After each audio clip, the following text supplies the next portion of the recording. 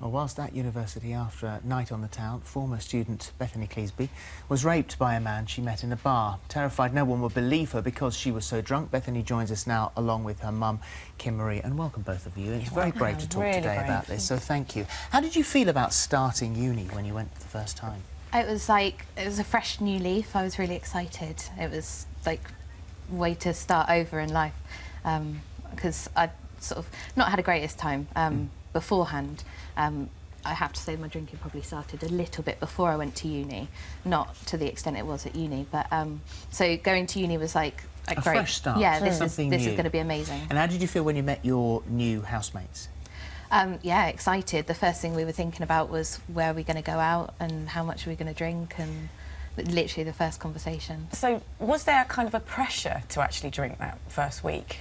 Yeah, I mean, it's not, I didn't at the time recognise a palpable pressure to drink. Looking back there was, but everything was centred, all of the information you got about Freshers Week was about going out and getting drunk, and the first meeting that you had at uni was going out to get drunk and meet, and everybody was just talking about getting drunk, so it was, yeah, that was the only thing that you were focused on. And did you feel that if you hadn't gone out and been a part of that, if you'd have been sitting back sort of studiously going through everything? I wouldn't have had any friends. I wouldn't have had a life, really. It would have just been studying if I didn't go out. And I mean, a lot of people say, well, isn't that sort of part of what university ought to be? Well, absolutely, you should just be learning, really.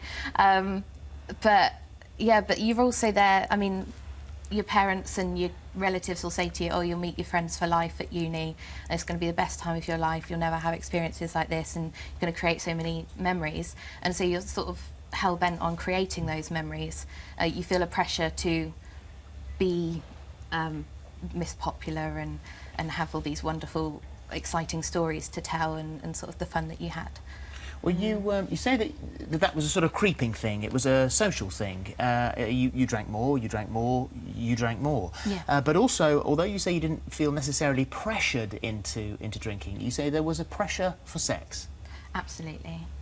Yeah. On one of the nights out in Freshers Week, it's a really big organised night out, and all of the T-shirts that you had to wear had tick lists of things to do. So things like have a threesome, kiss someone with every first letter of the alphabet name, sort of make your way through the alphabet, and have a three-way kiss, and take home a third year, and stuff like that. It was yeah, that's how you were told to have a good night, was to just get crazy, get wild, really. And how many times did you actually tick your own checklist? I don't actually think I took much notice of it, really. Right. I was just having fun.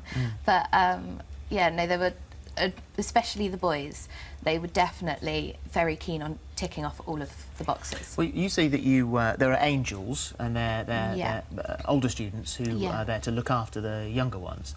But in actual fact, your first sexual conquest at university was with the angel that was there to look after you. Yeah. And then the next day he didn't... pretended he didn't know me. Yeah. Yeah. So these two things are very dangerous, hand in hand. You are partying more and more and more. Eventually it becomes a major problem, and so therefore you're actually attending alcohol lectures at Alcohol Anonymous rather than university lectures to further your career. And sex and alcohol, a very, very dangerous mix. And you say that, and it's very difficult to say this in front of your mum. I was going to say, how do you feel hearing about everything that happened to her at university? Well, luckily we have a very close relationship, and Bethany feels that she can tell me anything, which is sometimes very difficult to hear. And we have had quite tears and sadness going through what Bethany's actually gone through, but unless I knew, then I couldn't help her. And obviously as a mother, that's what you want to do most.